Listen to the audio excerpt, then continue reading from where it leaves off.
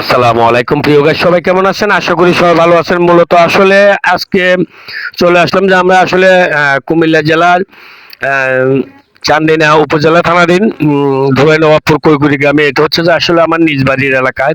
নিজ বাড়ির এলাকাতে আসলে মূলত কয়েকদিন আগে যে বন্যা হয়েছিল, বন্যার পানিতে এখনো আমাদের এখানে মোটামুটি কিন্তু এখনো দেখতেছেন যে এই যে ভিডিওতে এখানে কিন্তু অনেক পানি এখনো। এরপরে বিগত আগামীকাল এবং পরশু দিনে যেই আম, মানে অনেক বৃষ্টি হয়েছে, বৃষ্টির কারণে কিন্তু অনেক এলাকা আসলে কিন্তু যে বাড়ি বা যে চাষের জমি এগুলোতে কিন্তু অনেক পানি উঠে গেছে। এই যে ভিডিওতে আপনারা দেখতেছেন অনেক পানি কিন্তু এখানে আসলে বিগত 2 দিনে যে বৃষ্টির কারণে কিন্তু এখানে প্রচুর পানি কিন্তু আসলে আবারও হয়ে গেছে। আগের থেকে কিন্তু অনেক পানি বেড়ে গেছে।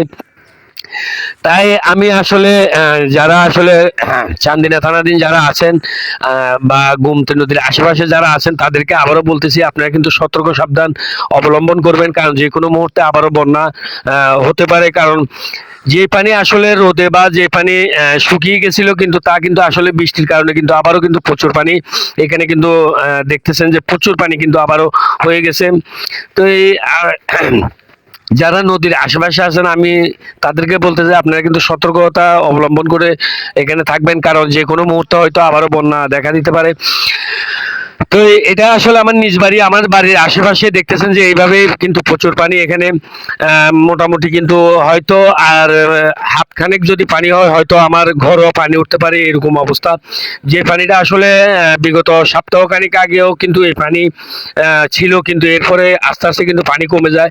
বিগত পরশুদিন এবং কি কালকের বৃষ্টিতে এখানে কিন্তু প্রচুর পানি আবারও আমার বাড়ির যে সামনে যে যে একটা খালি একটা জমি আছে, জমির এখানেও কিন্তু পানি উঠে গেছে। এখন কিন্তু হাঁটাচলা করতে কিন্তু অসুবিধা। তো এই আমার এখানে যদি এভাবে পানি হয় তো আমি মনে করবো যে যারা নিচু এলাকাতে আছেন তাদের কিন্তু আরো বেশি ক্ষতিগ্রস্ত হওয়ার সম্ভাবনা আছে। তাই আপনাদেরকে বারবারই বলছি, আপনারা কিন্তু সতর্ক অবলম্বনে